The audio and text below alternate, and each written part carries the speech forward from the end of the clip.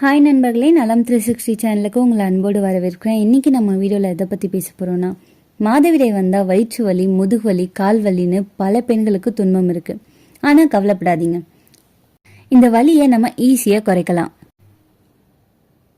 வெந்நீர் குடிக்கிறத பழக்கமாக்கிக்கோங்க. குளிர்ந்த நீரை குடிக்காதீங்க.